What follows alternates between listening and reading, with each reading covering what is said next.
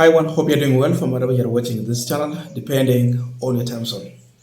Now, as of recently, we saw bishops coming out to warn the government in terms of how Kenyans are suffering and the ignorance from those who have the mandate to govern this country.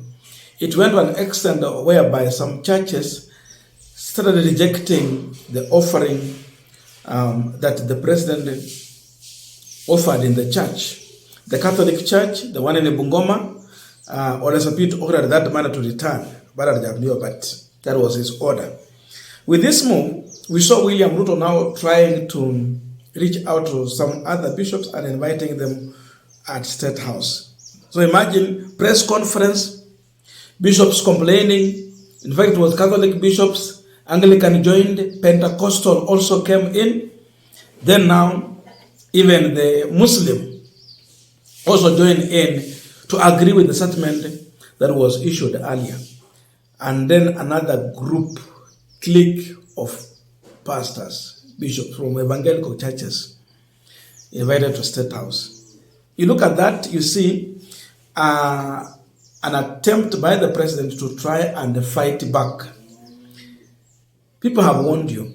Instead of solving a problem, you call in other compromise pastors in order for you to counter the statement, but not giving a solution to the problem. Look at that. So there is a video trending right now online, and there is a pastor who has been mentioned in this video, and the person addressing the situation here is talking about the how do you call them, evangelical churches that were used by William Ruto, especially when he was even taking over the office and during the campaign. Those are the churches that he was really targeting. During the swearing in, the issue of intercessing at Statehouse, that this house has been used as a bar, that the bar was put up in Statehouse, that drunkard people were the ones invited there. So I called on pastors to come and clean the Statehouse. I don't know if you have really heard of this, but I want to listen to this and we are going to justify if it is right or wrong. Mtu mwingine amenishangaza sana jana. Ni yule pastor anaitwa MaChaKos. Na nataka niongee hapa leo hii bila kuogopa. Nataka niambie wa Kenya. Huyo bishop mliona kule Statehouse akiwa amepeleka madikoni wengine hapo na mapasta wengine wale ambao wanamfuata wa kanisa yake ya Deliverance. Vile mliona wakicheka wakismile pale Statehouse wakiwa mkutano na William Ruto. Hao mapasta ni wale waliitwa wakati William Ruto alishinda uchaguzi na akaapishwa, wakapelekwa Statehouse, wakaambiwa ni William Ruto, and it is on record. These are not my words. William Ruto akawaambia wazunguke compound yote ya Statehouse wakiongea na ndimi, watoe zile mapepo zilikuwa zimewekwa na serikali ya Uhuru, mapepo ya pombe na mapepo ya bangi. Wakazunguka huko wakiongea na ndimi. Baadaye William Ruto akasema ya kwamba hao mapasta watapatiwa kazi ya kuwa intercessors. Wakuwa wanalipwa na ushuru yenu nyinyi wa Kenya. Ati kazi yao wakae kwa kona fulani, kazi yao ni kuintercede na kuombea William Ruto, kuombea mawaziri, kuombea nini. Hiyo ndio ile kazi MaChaKos alipatiwa. Na wamekuwa wakiendea pesa Statehouse. Wamekuwa wakienda huko wanapatiwa ile kitu Uhuru Kenyatta juzi ameita bahasha ya brown. Wamekuwa wakiendea huko na hiyo ni pesa ya wananchi. Huyu MaChaKos ndio. Now, you might think that this guy is lying, but the fact remains that William Ruto called about 30 to 40 bishops to go and pray at Statehouse to cast demons that he perceived that Uhuru Kenyatta was there and the place is unclean. A person went to visit at Ishawe in Gatundu. A person went to kneel before in his home. That time he believed that Uhuru is unclean and therefore the bishops need to clean the Statehouse. So this is how Ruto has used some of these bishops. And you know, there are specific bishops, evangelical. And the part 2 of this service is not as organized as part 1. So, as I told you when we were in Karen, please, after lunch, musiondoke hapa. Hii kiwanja hii yote. Yeah, speak a word of blessing around this compound.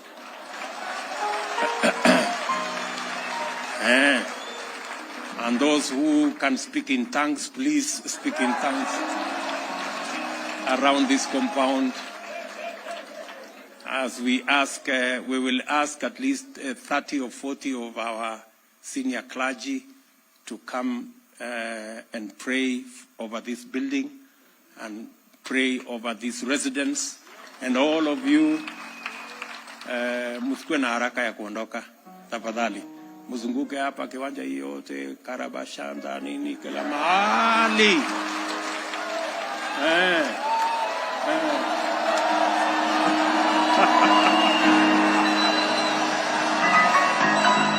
So in all this guy is trying to explain why the church should never continue trusting in some of the pastors that we have. And he was reacting, as I said at the beginning, from the move by the bishops to go to Statehouse, even after majority of the church leaders rejecting this regime, condemning how they are operating and warning it. We have those pastors who are going there. And it is coming to our knowledge that some of these bishops have been employed. Let of contract, employment. They normally go to Statehouse to pick the brown envelope. So when you see them there, Statehouse employed intercessors specifically to go there. You would think they are going to cast demons and pray for the state, but there are so many questions that we will ask, and this guy is asking the same questions. Have you ever seen some of the bishops that Ruto is inviting to Statehouse coming out strongly to condemn some of the bad things happening in this country? There was femicide in this country where women's bodies were found in sacks. Did some of these pastors speak to this? No. The issue of SHA, SHIF, paka watu nasema SHA kahola, is a problem with the medical insurance that we are having as of now. We've suffered a lot in very many ways. The economy is not working. Have you ever seen these pastors coming out to speak strongly about what the church members normally go through? Probably the answer will be no. Wananchi, huyu Makariuki ndio mjue yeye ni nani vizuri. Juzi hapa siku tulikuwa na matatizo kama nchi wakati jenzi walikuwa napigwa risasi. Makariuki nao wakora walikuwa nao jana Statehouse hakuongea, na yeye ni pastor hakuongea. Siku tumekuwa hapa na kizungumkuti, wamama wanakatakatwa na mapanga, wanatupwa kwa magunia, wanaenda wanatupwa kwa mto. Watu Kenya mzima watu wakaandamana. Huyu pastor, huyu bishop Makariuki hakuongea hiyo siku. Hii mambo imeleta story mingi hapa Kenya, mambo ya shina shisha. Watu wetu wanakufa kwa sababu ya kukosa mambo ya NHIF. Hiyo mambo yote imeleta shida. Huyu Makariuki hakuna siku tumesikia kiongea. Mambo ya CBC, juzi malecturer walikuwa wamegoma, watoto wetu hawakuwa wanaenda shuleni. Huyu Makariuki hatukumsikia kiongea. Tumekuwa na changamoto for the first time in the Republic of Kenya. Wakati Rigathi Gachagua anafukuzwa kwa serikali kinyume na sheria, wale mapasta wengine walikuwa wanajaribu kuricha William Ruto wamwambie hii mambo unafanya si mzuri komesha. Makariuki hatukusikia mahali ya kiongea. Na kama hakuongea wakati tumekuwa na matatizo kama taifa, kazi yake ni kuamuka anaendea bahasha ya brown kule Statehouse. Huyo si pastor, huyo si mtumishi, huyo si bishop, huyo ni mkora. Siku mapasta wengine wanakataa sadaka, wanaambia William Ruto, kabla utupatie 10,000, kabla utupatie milioni 10 ama milioni 5 kwa kanisa tukure, ni vizuri kwanza uaddress zile maneno ambazo zinatatiza wa Kenya. Tumeona maaskofu wa ACK, PCA, Catholic, wengine hata pia wapefa, tumeona wakitoa taarifa wakikemea William Ruto kwa sababu ya corruption. Hakuna siku hata moja wa Kenya tumeona Makariuki akiongea. Siku maaskofu wanarudisha hiyo mambo ya sijui ya sadaka ya milioni 10, sijui milioni 5. William Ruto anaenda kuchukua pesa ya wananchi anapeleka kwa kanisa. Siku wanarudisha na wanasema hawataki siasa kwa kanisa. Hatujasikia Makariuki akiongea. Kwa hivyo nataka Wakenya wajue, Mkiona William Ruto ameita MACHAKOS na wahubiri wote walikuwa kule Statehouse jana. Hakuna mambo ya wananchi wanazungumzia hapo. Hakuna interest za Wakenya wanaenda kuzungumzia kwa hiyo meza. Ile kitu MACHAKOS anaendea pale ni pesa, ni bahasha ya brown, ni pesa ya kunonesha tumbo yake na familia yake, lakini hata hawezi fikiria maisha ya wale washirika ambao wanamfuata. Hawezi hata hurumia wale wanarika wako kwa hiyo kanisa yake ambao wanakosa masomo kwa sababu lecturers wanagoma, kwa sababu serikali imeshindwa kutekeleza mambo ya masomo.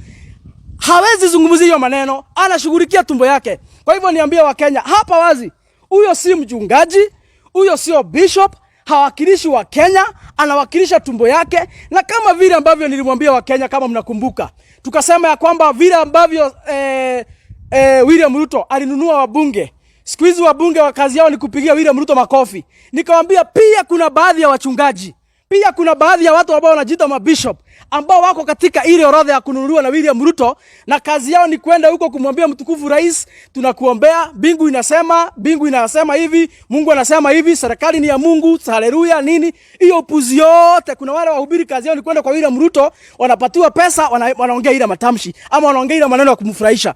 Kwa hivyo mapasta mjiadhari na wao. Ni mapasta wa uongo, ni mapasta ambao ni bandia. Wale mapasta wa kweli ni wale tumeona wakitoa taarifa na kukosoa serikali, zile mambo ambazo wanafanya kinyume na sheria na kinyume pia na matakwa ya wananchi. Hao ndio wale maaskofu ambao tutasikiza. Na mnawajua vizuri, wamejitokeza juzi wakatoa taarifa kubwa wakielezea zile shida ambazo zimekuba nchi ya Kenya. Hao ndio wale mapasta wanazungumza kwa niaba ya wananchi. Hao wengine wanarukaruka huko wakiongea na ndimi, sijui wamepatiwa kazi ya intercessor, na hata hiyo maombi yao ni maombi hata haieleweki. Ni maombi hata ya upuzi. Ingekuwa maombi ya ukweli, maombi ya maana, ingekuwa imebadilisha taifa. Walipatiwa hii kazi ya kuombea nchi kina Bishop MACHAKOS 2022. Sasa tuko 2024. Badala nchi ikuwe mzuri na haribika, badala mambo ikuwe sawa sawa inaendelea kuharibika zaidi. That is to say hiyo maombi hata Mungu haisikii. Hiyo biashara yote wanafanya hapa ya utaperi, Mungu hata hayuko hapo. That is why hakuna hata kitu maombi yao inaweza badilisha. Now we are concluding this discussion, but just a quick request for those who are watching this channel and you are not a subscriber, please consider subscribing. To our returning subscribers, I must say thank you so much, and again to all our viewers, please give this video a thumbs up. Thank you so much, and back to our discussion. Now, when you see pastors going to Statehouse, it is high time now we differentiate. We have to know that it is not all churches that have been used wrongly by Ruto. Ruto has gone for specific churches, specific bishops, specific individuals in order for him to create that perception that is looking for as far as the support of the church is concerned. And the relation that Ruto has with these churches did not start today. It seems it is something that's a long time ago. So he has his squad, a squad of bishops that do not speak truth to power, that have been compromised with brown envelopes. They will always walk to Statehouse anytime the state feel that the church is warning them. Anytime they feel that they are being attacked by the church, this clique of bishops will walk to Statehouse. Sasa hao ndio intercessors wale wameajiriwa na serikali ya Mheshimiwa William Ruto kufanya kazi ambayo hatujui iko wapi kwa sheria. When you find pastors and bishops walking to Statehouse anytime the church speak to power, and they walk there to show their solidarity with the president, then just know, if he's your pastor, you have a compromised pastor who cannot speak truth to power. Once you accept brown envelope, you become compromised. You can't say anything. You cannot condemn. You can't warn. You can't speak the truth. Because now you are saying, umeambia wewe omba tu, kazi yako ni kuomba. Sijui kama bado mapepo yako kwa Statehouse wanaenda kuomba ama iliisha. Ruto even made some bad jokes that you can pray in tongues, you speak all, which it meaning during Uhuru Kenyatta's time, You cannot walk to Statehouse when you are praying, you speak in tongues. Yani ilikuwa ni kama wamefinyiliwa, they cannot do that. That is the kind of picture that Ruto was trying to paint, that during his time in office, pastors, church leaders will have the privilege, they will have the freedom to pray in whichever language they want. But look here, it's all drama. I don't know your views, but let us meet in the comment section to continue with this discussion. Thank you so much and see you in our next video.